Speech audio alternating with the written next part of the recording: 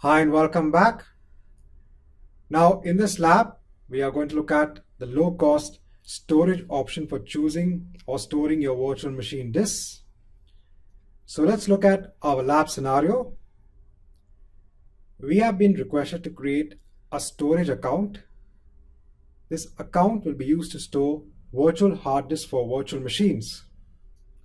Now, one of the key requirements is that the virtual machine should be using the lowest storage cost option, that is for using virtual machine disks. In addition to this, the replication costs should also be minimized. So these are two key requirements for our lab scenario.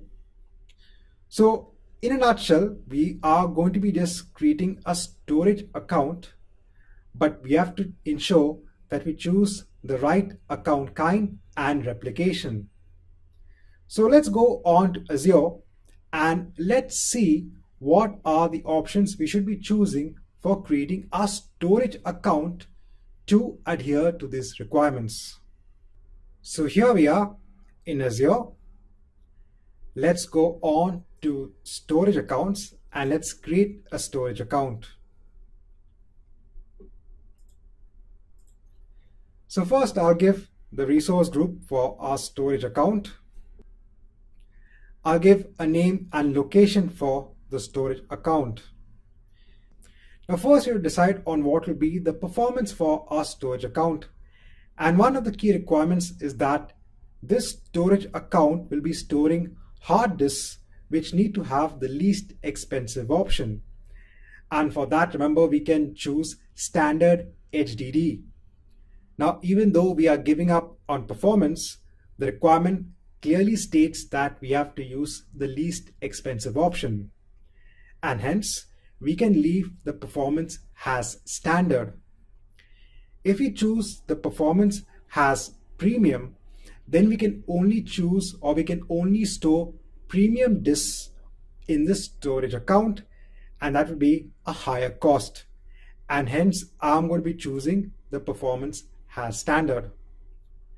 Now in our account kind, now we can't use blob storage because blob storage can't be used to store page blobs which are then used to store your virtual hard disk for your virtual machines. We would choose general purpose v2 because this is recommended by Microsoft because of the new additional features it has. So we're going to leave it as general purpose v2. Now we have to also ensure that the replication is also cost effective. So the most least expensive option for replication is local redundant storage. So I'm going to be choosing that. So we have met the requirements when it comes to a low cost storage option for our hard disks. Now I'll go next to advanced.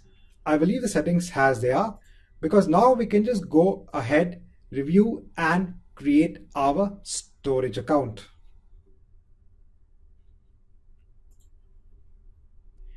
And once your storage account is deployed, that's it, you're done. You have met the requirements for the lab exercise where you just need to have a low cost storage account for storing your virtual hard disk for your virtual machines. This marks the end of this lab.